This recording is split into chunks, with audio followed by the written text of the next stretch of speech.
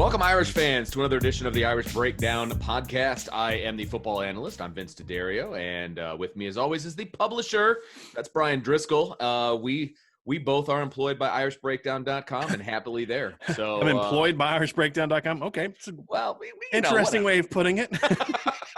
Technically, my wife came up with that name, so I guess, and she's kind of my boss. So yeah, you're onto that. You're onto that. Yeah, it is what it is, right? But we both work for IrishBreakdown.com, and we're excited to have you. Lots of information coming out in the past couple of days, Bryan. We've got, obviously, guys announcing that they're headed to the NFL, guys that are entering the transfer portal. Just lots of breaking news in the last few days. And so we wanted to kind of just talk about we're going to focus on the transfer portal today as far as we're going to touch on some of the guys that are leaving. And then we're going to spend the majority of the time talking about the one guy who is coming so far that we know. So far, right. And yeah. I would expect there to be more, but that's another podcast, Bryan. Who those players would be is much more or less known than Notre Dame's interest in Jack Coan has been known for a long time. A week. Yeah, it's been a while. At least. That's a long time. Yeah, exactly. You know what I mean. It's relative a long time. So let's quickly talk about the guys, though, that have entered the transfer portal for Notre Dame that are no longer going to be part of the roster. We've got Isaiah Rutherford. Mm-hmm. We've got Ovie Oghoufo. We've got Jack Lamb, and we've got Houston Griffith. All guys on the defensive side of the ball at the moment. We could talk about, obviously, Jameer Smith, and we could talk about Jafar Armstrong. Colin Grunhard, which were all expected. Those were all expected. Yeah. I mean, look, the running backs didn't get any playing time. They're right. Pretty much buried. Yeah, Jameer's situation was more of just a mental health thing, stepping away from football. He's probably, if he plays football again, he's probably going to go closer to home. I could certainly see him ended up at like a Duke, North Carolina kind of situation. Jafar's a traditional transfer, talented player, good kid, but just got beat out by better players. And so that's just kind of one you expect. He's a graduate. He's going to have his degree from Notre Dame, so he's going to be able to play right away. And then Colin Grunhard's situation is, he was a walk-on, former walk-on who wanted a chance to play, and he's going to go to Kansas and get a chance to play. So those were more traditional walk-ons, traditional transfers. Right. The four defensive guys that have transferred last week are more damaging for Notre Dame. And I want to debunk the thought process or the narrative or however you want to put it, that they're transferring because Clark Lee is leaving. Correct. I've seen that a lot, and I want to address that because that is not why these guys are leaving. That's just coincidence from a timing standpoint. Right. It has nothing to do with Clark Lee. And honestly, three of the four guys that transferred are guys that I had heard were going to transfer during the season. We talked about it. Yes. You and I off the air. Correct. And then Ovie's, I kind of started hearing within the last week that he was contemplating transferring. So that was a somewhat new one. But no, these are not because Clark Lee left. These guys are leaving. And it's not because of playing time either. Right, because Ovie and Houston, I mean, Ovie would have been already in the battle rotation to start. Yeah, they were already in rotation. Absolutely. And Houston Griffith, I think he's the starting safety next to Kyle Hamilton in the fall. So it's clearly not a playing time thing. Jack Lamb was their best special teams player this year, was told he was going to get a chance to compete for the linebacker job. And Clark Lee leaving for Jack Lamb probably would have been a benefit. And not personally like he disliked Clark Lee, but he was buried. Clark Lee, but for whatever reason, decided that Jack Lamb, who had 13 tackles playing special teams and one game on defense, had one fewer tackle than your starting Buck linebacker, Shane Simon, who had 14 tackles and almost 300 snaps this year, which is just beyond comprehension. It's abysmal. It's beyond comprehension. I'm sorry. There's a new D coordinator. There's incentive for Jack Lamb to stay now. Absolutely. And there were people at Notre Dame that want Jack Lamb to stay. So this is not the excuse, the mantra. Well, it's guys are not playing. I think Isaiah Rutherford's probably a little far from home. I think there's some of that there to it, but these are not normal transfers. These are not, don't worry, we're fine transfers. No, these are losses. Now, can Notre Dame overcome them? Yeah. But each one kind of, with Ovie Oghoufo, right? He was going to play next year. Mm-hmm. If Ovi and Jordan Patelho both had big springs in fall camps, there was an opportunity to maybe move Isaiah Foskey to the strong side end position where, there's a shaky depth chart behind Justin Adamiola. And Nana's coming off of a big knee injury. Alexander Ahrensberger's still a developmental player. Young kid, yeah, right. I think they're going to have to move Myron Tagovailoa out there at times. Mm. If Ovi comes back, you can just slide at Isaiah Foskey, who I think has a body for the strong side end. I mean, agree. he's already bigger and thicker than Adi Ogundeji is now, much less what Adi Ogundeji was as a sophomore at Notre Dame. So now you can't do that. You have to keep him so that impacts Notre Dame. No doubt. So, Houston Griffith, like you said, was probably going to start next year, or at least was going to have a chance to beat out DJ Brown in spring to start next year. Jack Lamb, Notre Dame's best special teams player, he was a guy that was going to have a chance to play. And he's a guy that would have been a drop candidate with Ovi gone.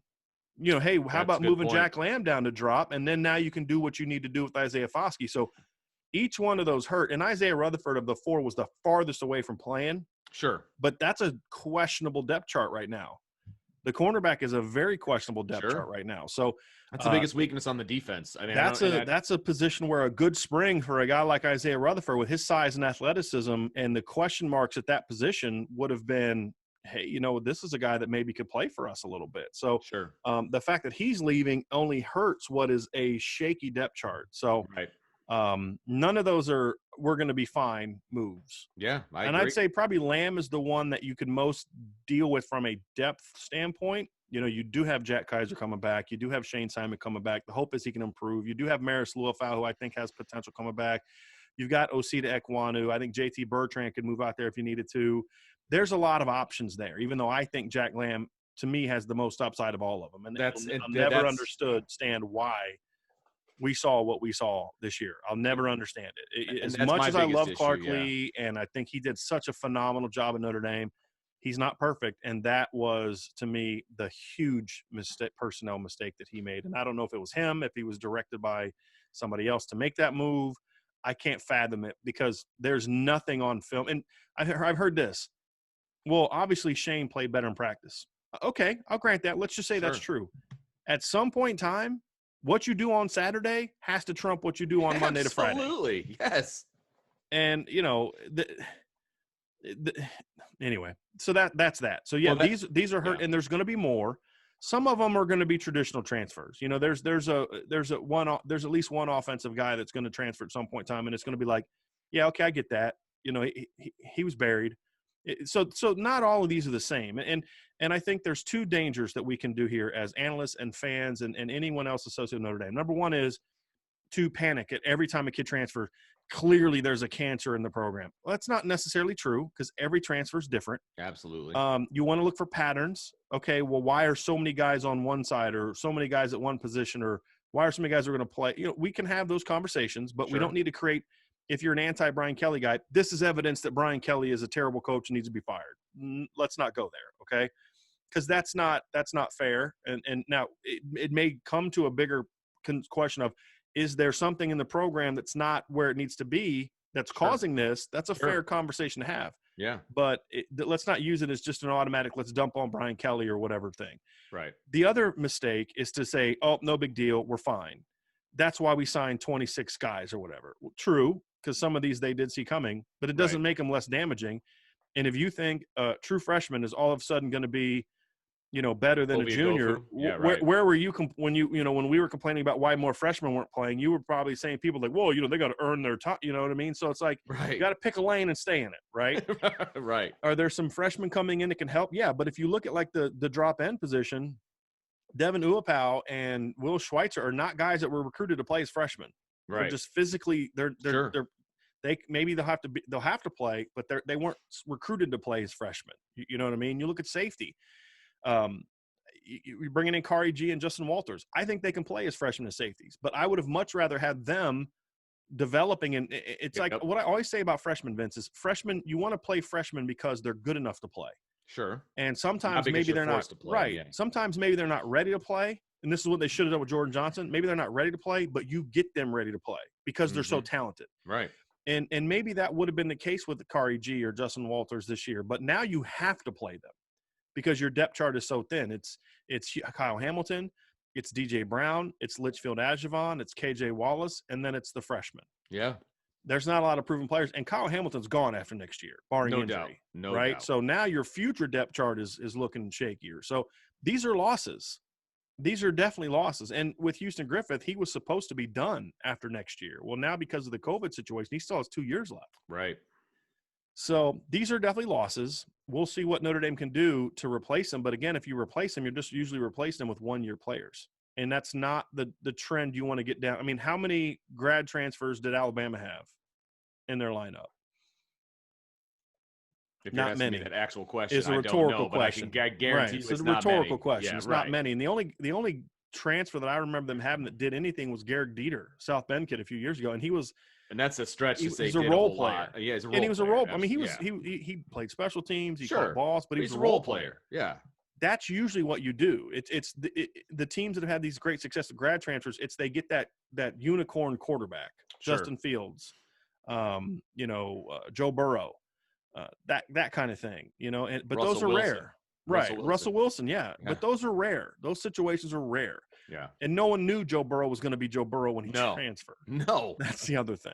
No. So anyway. And he wasn't Joe Burrow his first year at LSU, too, by the way. I just want to throw that out there. We've talked about that. Yeah. But, that's the kind of thing you look at and say, hey, I'm not anti-transfer portal, but I also think the transfer portal can be a very lazy way of building your team that prevents you from taking a long view of really building a healthy program. Here's what I like about the transfer portal. If I was a new coach and I was bringing in a scheme that in no way matched what my roster looked like, then the transfer portal can be used, and you can use it to get guys on the field now and develop the guys that are behind them. Right. I mean, to me, that's how I would use the transfer portal. Or if God forbid, a career-ending injury happens to a guy that you're counting on, you need a guy goes pro earlier than you thought, right? Because you're a year away from the position, right? You have to plan 2 or 3 years in advance when you're in college football. I mean, you have a succession plan that you're thinking about as you're recruiting guys and things of that nature. So if something gets in the way, the transfer portal is a nice place to fill that gap. I don't want it to be someplace that's not how I'm building my team. Right. Though. So, for example, if Notre Dame can go get another corner next year, I would take it. I'd look at that, because you got a great freshman class coming. I agree. But do you want to have to play them as freshmen? I'm not ready to have to play them. If they win jobs and earn jobs, play them. I mean, know my stance on that. Absolutely. Safety is another one that you may look if you can find a safety that can come in. Defensive end. Now it is. You can get a guy that can come in and play right away. There may be merit to that, even if it's not a starter, but maybe it's a number 2, something like that. So there are some positions where I would look at grad transfers, and there's nothing wrong with grad transfers. I'm not anti-grad transfer. I just think the reason so many coaches are pushing for the automatic one-time waiver is because it's just another resource to get talented players and for the rich to poach from other people. But I also think that's very lazy, and I don't think you're going to see Alabama doing that wholeheartedly. They're going to get a guy here, a guy there, when it's needed. I hope that Notre Dame doesn't take the lazy route, which is to take a bunch of proven veteran players like Nick McLeod. Because let's be honest, if a guy was a grad transfer, if he was an elite talent, he wouldn't be grad transferring. Right. If you look at the guys that became elite players, it was guys that they weren't high. I mean, Jalen Hurts' situation was a little different. He wasn't a high draft pick. He needed another year at Oklahoma. He got beat out at Alabama. Yeah. So you look at Justin Fields. That wasn't a grad transfer. That was a kid that left after his freshman year, got granted immediate eligibility. Right. Again, but the unicorn situations. Yeah. Right. Most of the grad transfers are like Nick McLeod. When Michigan got that Mike Dana kid from Central Michigan 2 years ago, everybody, because Pro Football Focus had him ranked as like a top 20 player nationally, and I just kind of laughed, and I was like, if he was a senior at Central Michigan and he was a legitimate top 20 college football player, he's not transferring to Michigan. He's going to the NFL. Yeah. His teammate Sean Bunting went to the NFL and got picked in the second round, right? And then, of course, he wasn't even a starter at Michigan. Right. So most of these kids aren't game changers, and I think a lot of fans see Joe Burrow and Justin Fields and think that's what the transfer portal is. No, the transfer portal is normally Nick McLeod type players, good, solid players. Sure. But we kind of saw when Notre Dame got against the elite teams, Nick McLeod was solid, but not the player he was when they played inferior Sure. opponents. No, absolutely. You just got to keep that in mind that you need to still recruit and develop. Is still the number one way that a team that wants to win championships can build. And if you get to a point where you're a player away and there happens to be a guy out there that can help you get to that point, then you go get him. Yeah. But don't be lazy and start saying, well, we don't want to take the time to invest in our young players, so we're going to go get veterans. And that's my fear with this staff, to be honest with you, is that. And, you know, after we come out of this commercial break, we'll dive into a position where I think there's two ways we could go with this Jack Coan transfer, which is what we're going to spend the rest of the show on. And you know, how they handle that's going to go a long way towards determining what this program is going to be moving forward. I wish there were grad transfers in high school. I'm just kidding. Depends on what state you live in. I mean, there can be. Yeah, right. So you mentioned it. Let's jump into a commercial break real quick. We want to hear from one of our friends, and it's actually one of our friends from Blue Wire, the podcast company that we deal with on a regular basis. So here's a word from Blue Wire. Hey, everyone. Before we get into today's pod, I want to tell you about Blue Wire Hustle, a brand new program where you can host your very own podcast here at Blue Wire. Hustle was created to give everyone an opportunity to take your podcast to the next level. Or if you want to host a podcast and just don't know where to start, Hustle is the perfect place for you. As part of the program, you'll receive personal cover art, Q&As with Blue Wire's top podcasters, access to our community Discord, and an e-learning course full of tips and tricks. On top of that, we'll help you get your show pushed out to Apple, Spotify, Google, Stitcher, and all other listening platforms. The best part is you can get all of this for only $15 a month, the same rate that any other hosting site would charge you just for the initial setup alone. So whether you're starting from scratch or have an existing show that you want to grow, Hustle is an open door to leveling your sports experience. Acceptance into the program is limited, so get your application in today. To apply, go to bwhustle.com/join. Check out that description box to find out more, but that's bwhustle.com/join. So, Bryan, we need to talk about the grad transfer that is coming in and is going to be Irish, and one of the worst kept secrets, at least of the last week. I actually was, I don't know if I was surprised that it happened as quickly as it did. I mean, you and I had talked about it about a week ago.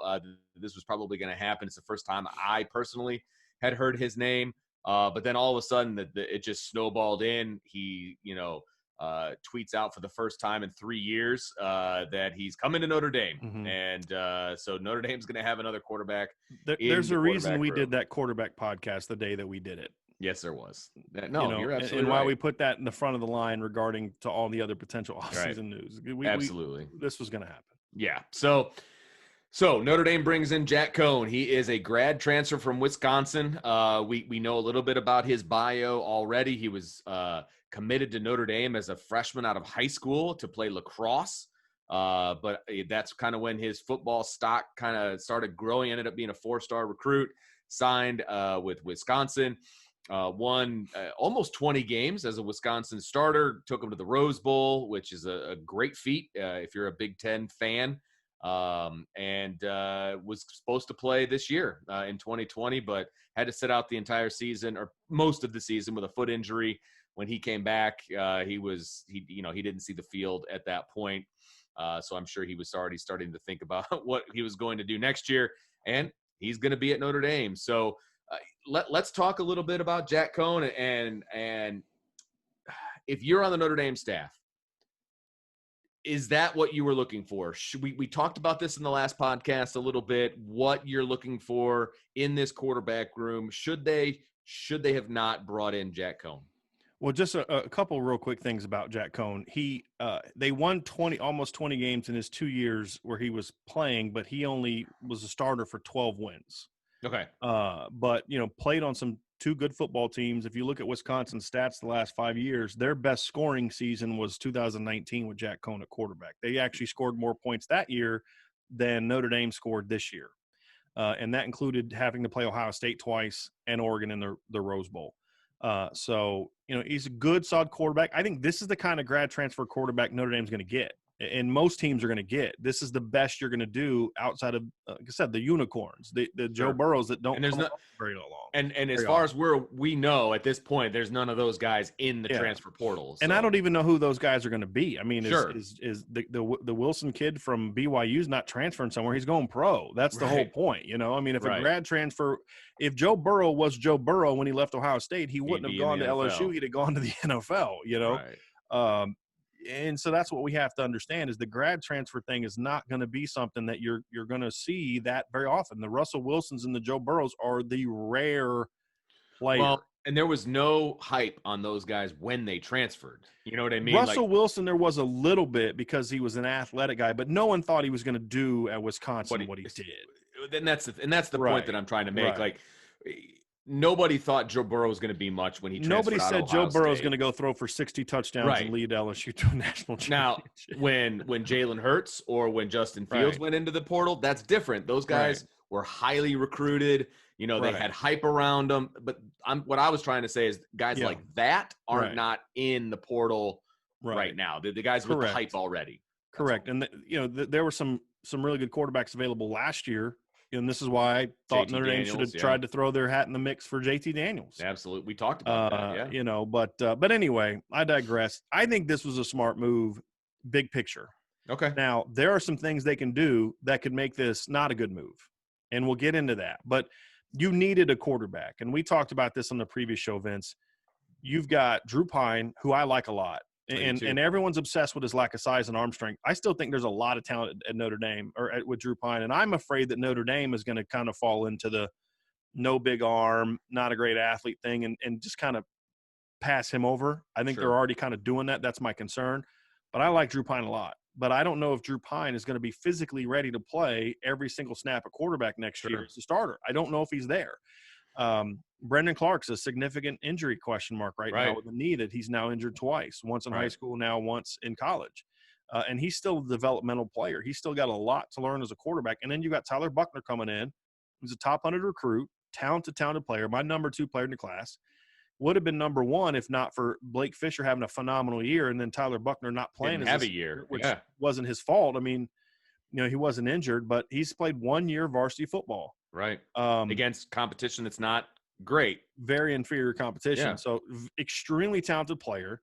Could he play as a freshman? Yeah. Do you need to make him play as a freshman because you have no other options? That's a bad idea. Yeah. So Jack Coan gives you some insurance if the other guys aren't ready.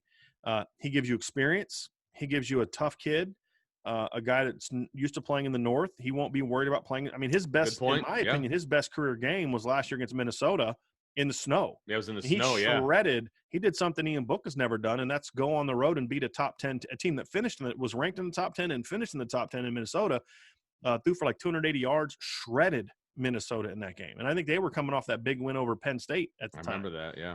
So, he's played in some big moments. He's played in the Big Ten championship game. He's played in the Rose Bowl. So he's not going to come to Notre Dame Stadium and be like, oh, my gosh, this moment's really big, where you'd maybe be concerned if you had some really good MAC transfer. Like if some kid that was really good in the MAC, you're like, is this kid going to be able to step into the pressure cooker that is Notre Dame and handle that?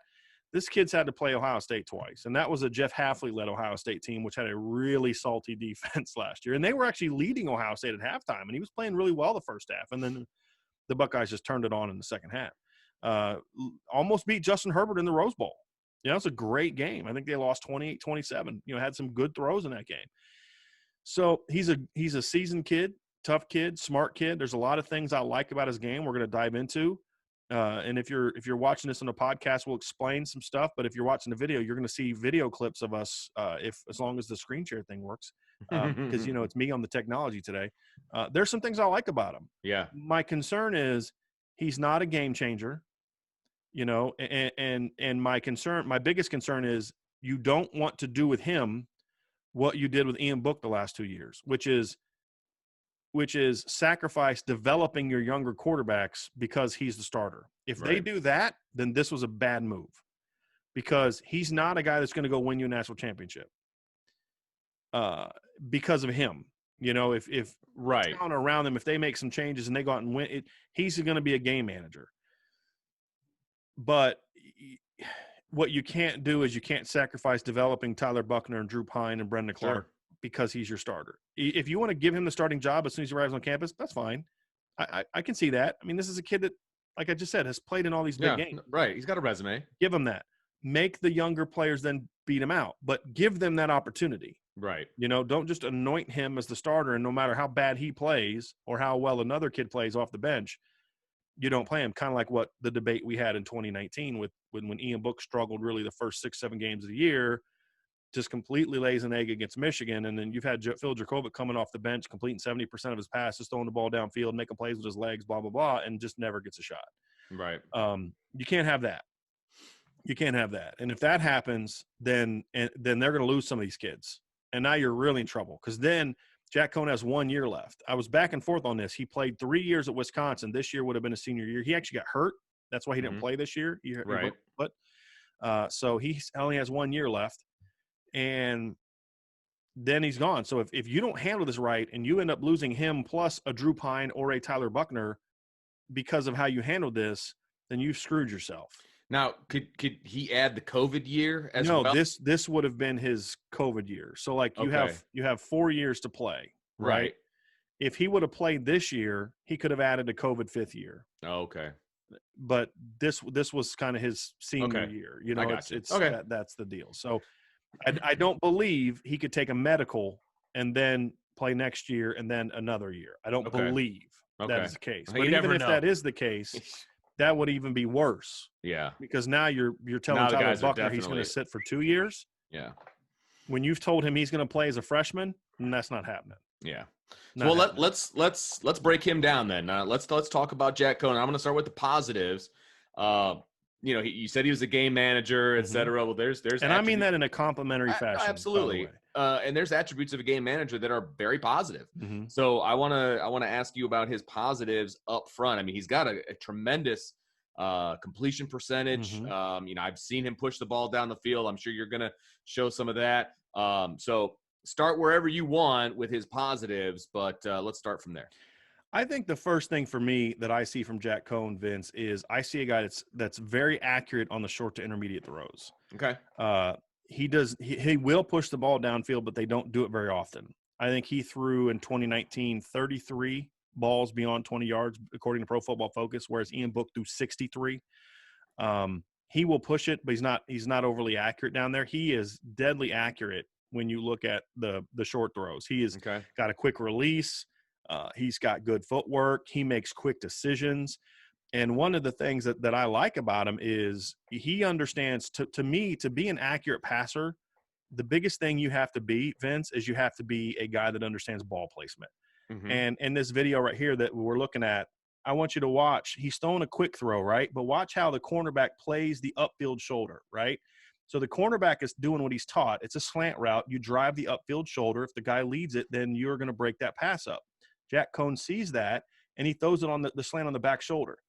Cornerback has no chance at that point in time. Now, this is just a simple little thing, but instead of it being 3rd and 8, it's now going to be about 3rd and 3, 3rd and 4, right? This is smart. This is good ball placement. And that's the kind of thing that you want to see from a quarterback, especially in an offense like Notre Dame's. You need to understand when you're playing Alabama, for example, and that was a good Michigan defense that year, good corners. Yeah.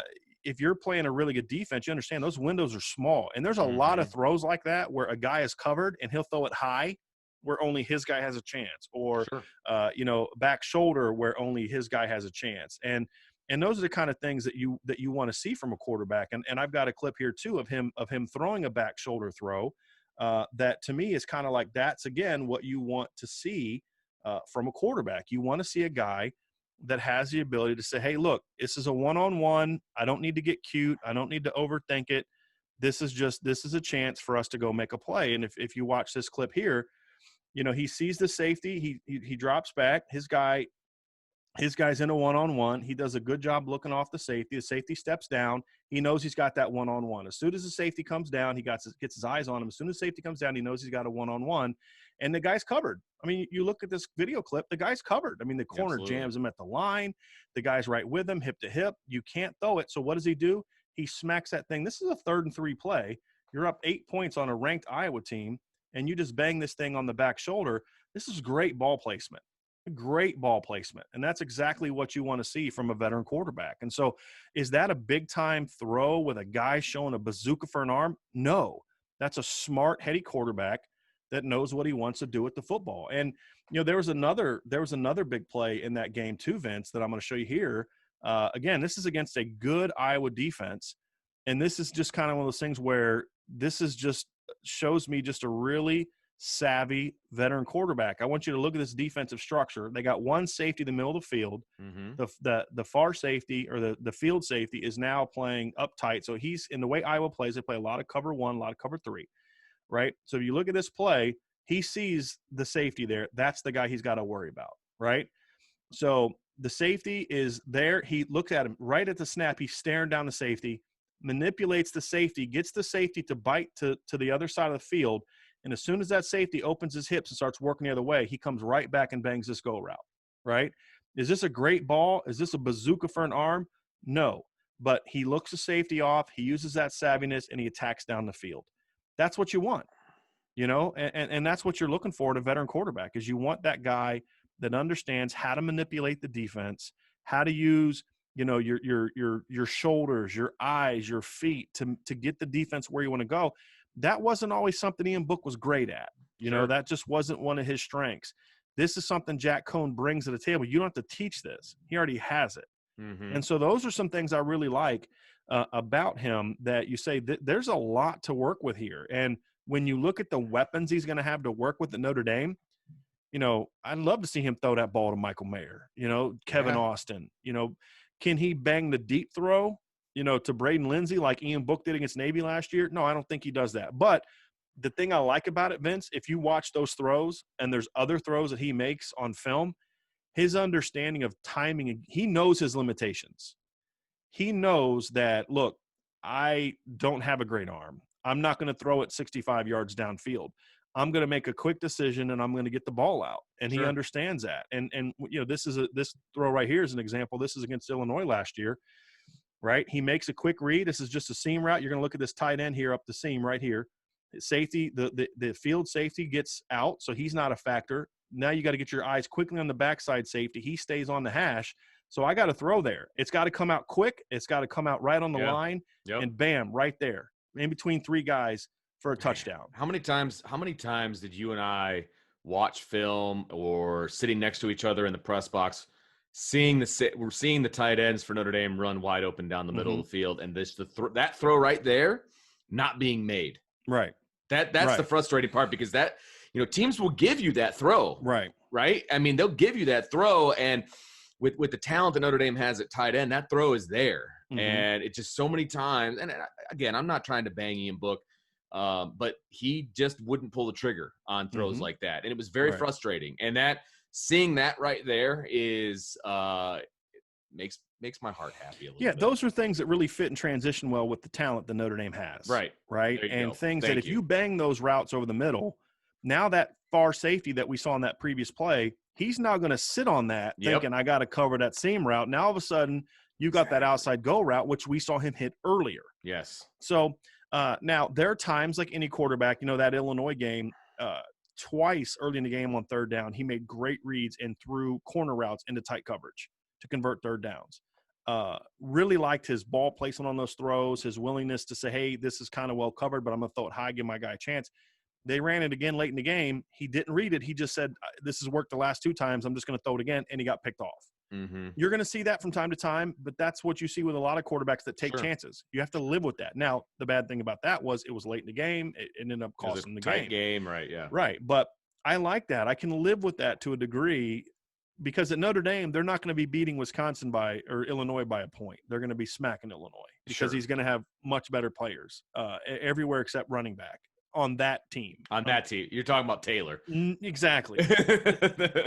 Jonathan Taylor, with all due respect, is better than anyone Notre Dame has. At least in 2020. I mean, it is 2021. What it is. So, that's a guy that ran for well over 2,000 yards. So, it's having a pretty good season with the Colts too. Right. Yeah. And so, better linemen, better, and that's saying a lot when you consider how good Wisconsin's offensive line is. Better tight ends, better receivers.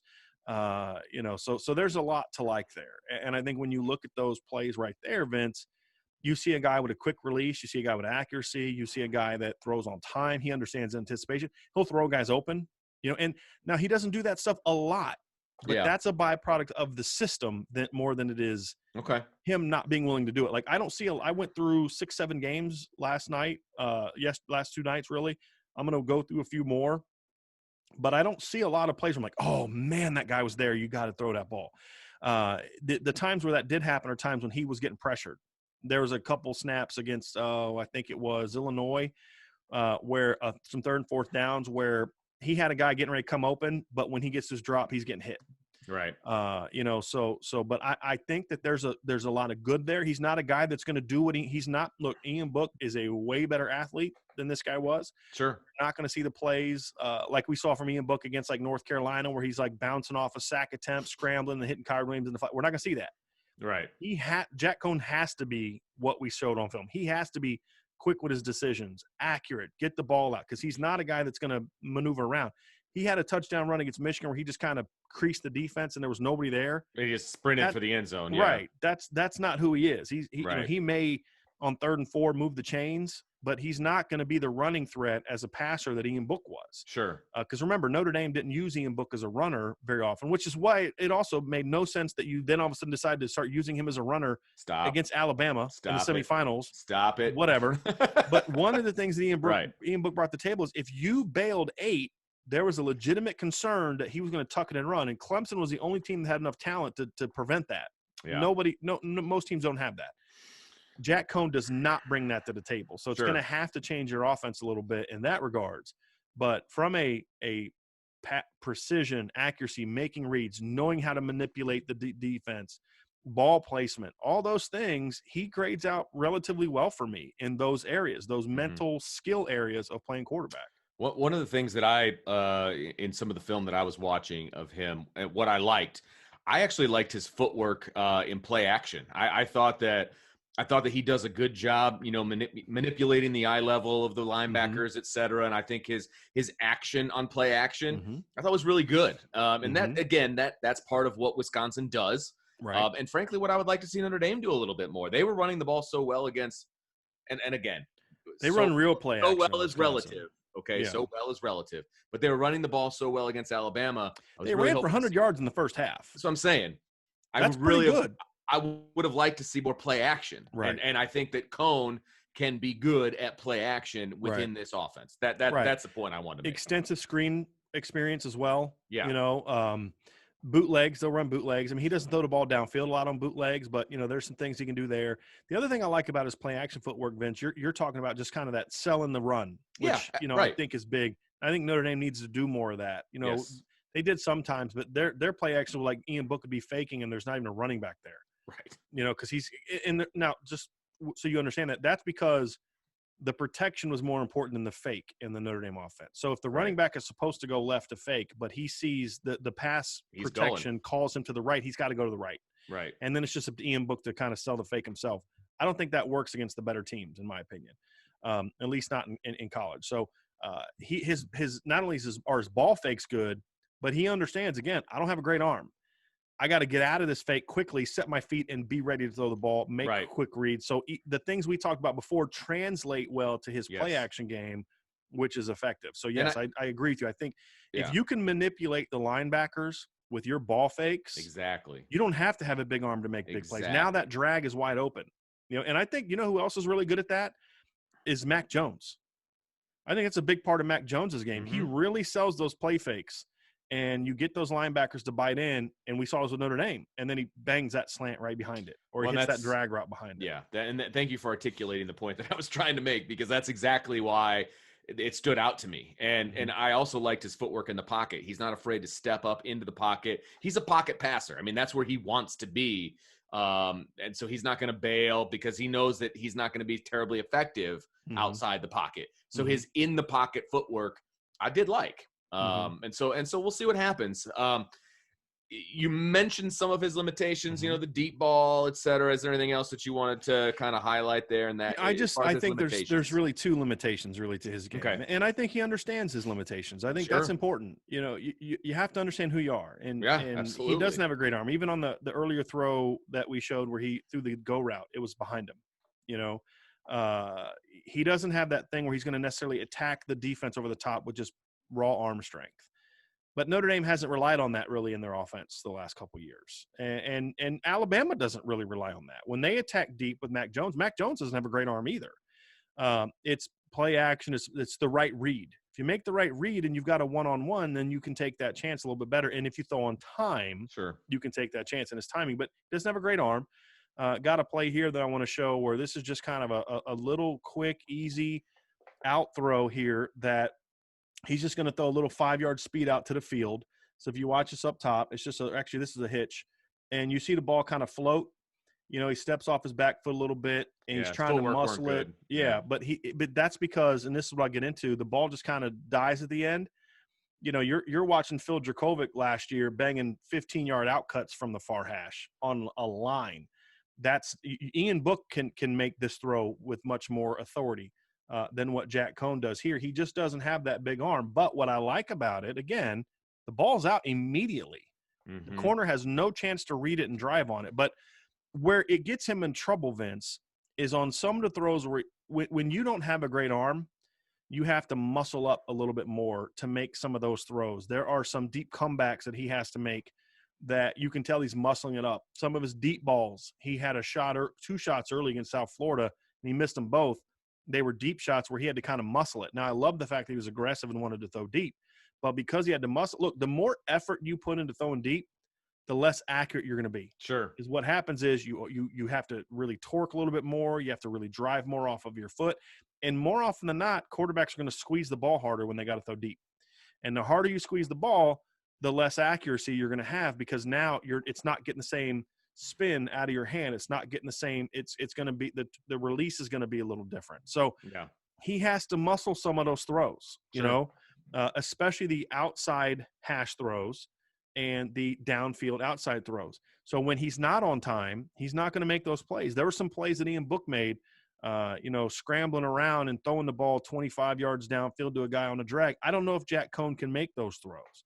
So some of those, and that's the big thing for me, is he's got really nice footwork, but I don't think he's overly athletic.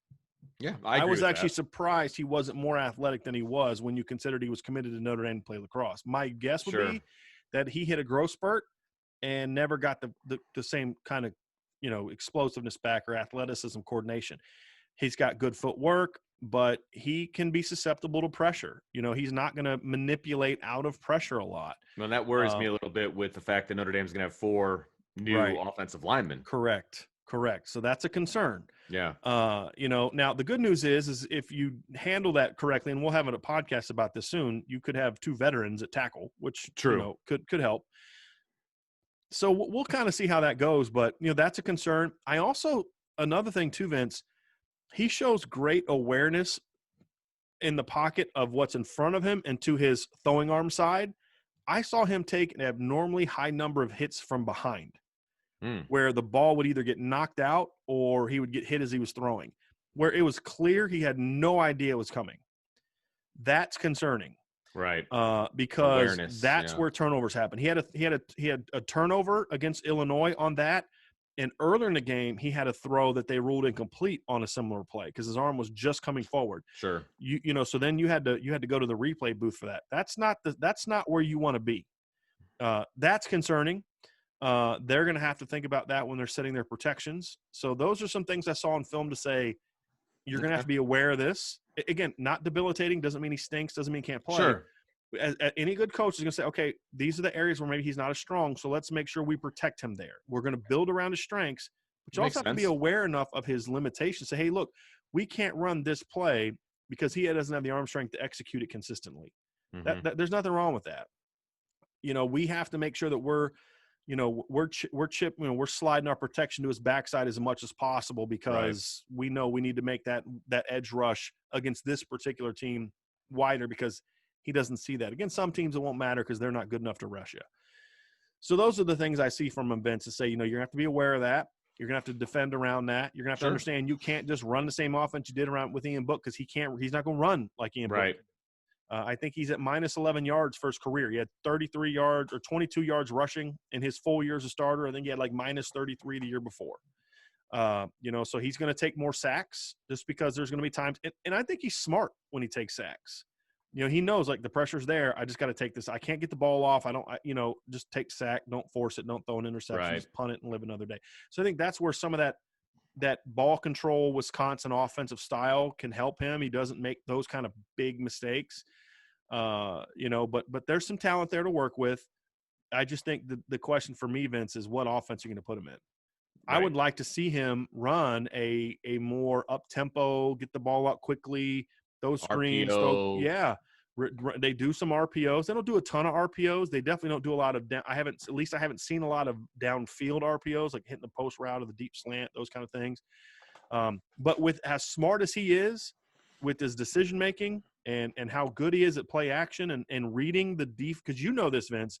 I know you've coached a lot of quarterbacks that weren't good with play action because they couldn't make a read as they're making a read off play action can be difficult. Yeah, because you got to get your eyes. It's an eye thing. Right. So when you're doing play action, you have to take your eyes off of what's going on downfield because you got to look at the running back, or you have to you have to sell the run. Mm-hmm. So it's when you get your eyes back up, it's locating and figuring out where things are. Yep. It's difficult for some guys. Your pre-snap read has to be precise, and your post-snap read has to be quick, and he's good at that. I think he's really good at that. I've seen him come out of play actions and immediately set his feet and bang a drag route, So that's good. So RPOs would be, the kind of RPOs Notre Dame needs to run would be easy things for him to do. He physically can make those throws.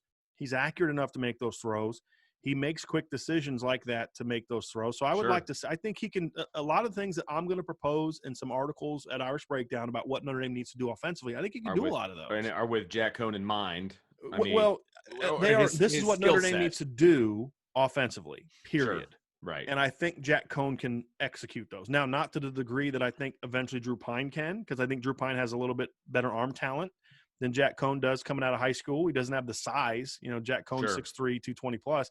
There are definitely things I think Tyler Buckner can do. Sure. So I'm going to have that. But I think there's some limitations with the deep ball, but not really debilitating, because I always say there's two ways to be a great deep ball thrower. One, have a great arm. Yeah. Right? And you just throw the ball over top of the defense. Two is have great timing. Joe Montana was a great deep ball passer in the NFL. He didn't have John Elway's arm. Nope. But he knew where it was going to go, and he was hitting up. That ball was out of his hand by the time the receiver got to the top of his break. So Jack Coan can do some of those things. We've seen him do some of those things. And he's really good at understanding, okay, I'm going to give my guy a chance to go make a play. So I think he can certainly run the offense Notre Dame ran last year with one minor correction, which is you just have to understand he's not going to run. Sure. Right. But everything else they ask Ian Book to do, he can do. There's some things he's going to be better at than Ian Book. So you're going to tailor it to do some aspects where you're going to do more of this, a little less of this based on the quarterback. And I think he can execute the things that I think Notre Dame needs to do to make those changes, to take the offense to another level. Because as you know, I have an article at irishbreakdown.com today where if you look at the numbers the last 3 years, Notre Dame is as good or better on defense than a lot of the premier teams: Alabama, Clemson, Ohio State, Georgia, Oklahoma. They're definitely better than Oklahoma. They have a better scoring defense the last 3 years in Ohio State, better total defense in Ohio State. Their numbers are almost identical to Alabama's. I think they're like 0.1 below Alabama in scoring. I think they're like a yard or two apart in total offense. They got the same yards per play, almost identical to Alabama on defense the last 3 years. Where there is a huge gap is obviously on offense. Right. And so that they've got the defense where it needs to be. Now it's time to get the offense there. Sure. And that's going to require some changes. So I have an article about that at irishbreakdown.com. And when I was evaluating Jack Coan's film, thinking to myself, can he execute those things? And I think he can. There's some things you'll alter a little bit to fit his skill set, but there's nothing that I think there's nothing they need to do that I don't think he can do. Sure. Some of it he'll do really well. Some of it he can get it done to keep you honest. But this is a really good pickup, Vince, in my opinion, from a protecting your depth chart standpoint. Yeah. Just like getting Ben Skoranek last year was a really good pickup if you handled it correctly. The problem with Ben Skoranek is they didn't handle it correctly because they sacrificed development to just plug him in and make him something he's not. Right. And outside of maybe 3 games, Ben Skoranek was a decent player for Notre Dame this year. That's it. And his hype is much greater than his actual production. Yeah. And that's not his fault because they didn't use Ben Skoranek in the ways that allowed Ben Skoranek to maximize his skills. I agree. And they lost development time with Joe Wilkins, with Braden Lindsey, with Lawrence Keys, with Kevin Austin, even before he got hurt, with Jordan Johnson, with Xavier Watts. You lost development time because of your stubbornness to play veteran players. If they do that with Jack Coan, that's going to be a problem. Now, that doesn't mean that Jack Coan eventually gets beat out. But if you're going to have Jack Coan as your starter next year, that's fine. But if you view Drew Pine or Tyler Buckner as your starter, then you need to start working them into games. You don't work them into the Wisconsin game, but if they're not playing in the first half against, Florida State, against Toledo, against teams like that you're far superior to them, then you're doing it wrong as a coaching staff. It's Jack Coan's team. You can even say it's Jack Coan's team, but we're going to give Drew Pine or we're going to give Brendan Clark or we're going to give Tyler Buckner opportunities to get some playing time like Clemson did with Trevor Lawrence, like Clemson did with DJ, like we've seen other teams do. Absolutely. Alabama's done this a little bit. That in the first game of the year against Missouri, they got Bryce Young into the game super early in a game that they were leading, and I think he threw like 8 or 9 passes in that game. Their freshman quarterback. So if you handle it that way and you still, hey, look, Jack's our starter, but we got to really make sure we're putting a lot of time and energy in developing these younger players, then this is a great move. But if it's what we've seen with the backup quarterbacks in the recent years, Vince, where you're the starter and you got to wait your time, then it becomes a mistake. It's not, but it's neat. In no instance is it a Jack Coan problem. Right. Absolutely agree. Yeah. From a pure Jack Coan standpoint, it's a great pickup for Notre Dame. You had to do it. You had to. Sure. And you have to keep your eyes forward to what 22 presents, because going into 22 with a rookie quarterback who has basically you're going to take the situation this year and just push it a year. Those guys are still going to have no experience. Right. And you're going to put them into that gauntlet that is the 22 schedule. That's the problem that I have. And so, I'll give the coaching staff the benefit of the doubt that that's not what's going to take place. And I hope a year from now, we're not having this exact same conversation because starting the year off at Ohio State is a little bit different than starting the year off at Florida State. Right. So, I mean, we'll see what happens. And honestly, Vince, that's kind of my big issue with Notre Dame, especially on offense, is there's great talent development at Notre Dame from a strength conditioning program and things like that. But what we haven't seen is necessarily the kind of player development needed. Guys develop, but they develop way later than they should. It took way too long for Miles Boykin to become his best self. It came way too long for Chase Claypool to become his best self. And those are the kind of issues because Brian Kelly is got too much of a once the season starts, this is who we are mentality where, it needs to be in. Dabo does this. Urban did this. Ryan Day does it. Saban does it. We're gonna work these guys in early to get them ready. And if they're not ready, then when we get down to November, they won't play. Right. But at least they've got the 100 snaps before. So then going to the offseason, they've got some of that experience. Or if a guy goes hurt, we can then turn to that guy, and it's not the first time he's played. And that's what the good coaches do. Brian Kelly just kind of said this year, once the first game started, is like, this is our team on offense. And no matter what happens, no matter who gets hurt, we're not playing the freshman. We're not playing this guy. We're not playing that guy. And that was a huge mistake. Yeah, and that needs to get corrected. And I'm concerned that if it doesn't get corrected, at no position will it be more obvious than quarterback over the next 2 years. And again, this is not a Jack Coan problem. Strictly speaking, we're going to wrap up with this. If you asked me, and you did, was it smart to get Jack Coan? Yes. Is this a good pickup for Notre Dame? Absolutely. Can Jack Coan be a stabilizing force for this offense next year if they make the necessary other changes to really take this offense to another level? Absolutely. And if it becomes a mistake, then it's a mistake on a coaching aspect, not on a Jack Coan aspect. Absolutely. It's either he wasn't used properly or, things like that. So to wrap up, I do think this made a lot of sense, and we'll have more on this and other things as we move forward at Irish Breakdown. Well, I feel better after talking to you because I was worried about the transfer portal. Always worries me a little bit, bringing guys in, et cetera. And but everything you said, I saw on film, and it just kind of reinforced my thought process on the whole thing. I don't want to forget about those guys that are in the quarterback room right now, but I think they can do it in an intelligent way. And they needed the depth. Look, they lost a quarterback in Phil Dracovic. They lost a body. You need and Avery Davis in there. I mean, he was their 2017 signee at quarterback. That's a good point. In 2 straight classes, your quarterback from that class is gone for all intents and purposes. Phil Jurkovic's a BC, and Avery Davis is playing receiver. Sure. So, yeah, you needed it. Good point. You needed it. So we'll wrap it up there.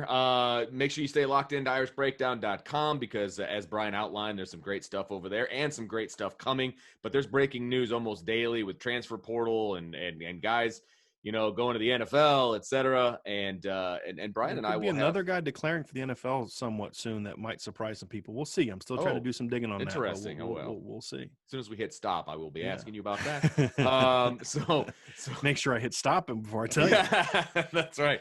But we're going to have kind of our thoughts on the 2020 offense and the 2020 defense coming up, and then we're going to give our awards as well. So those are some podcasts to look forward to. So make sure you stay locked in there. Subscribe, rate, review, whatever you want to do, but make sure you're in there so you get everything that we've got coming to you, and there will be more in the very, very near future. So for Bryan Driskell, I'm Vince DeDario. We will talk to you next time on the Irish Breakdown Podcast.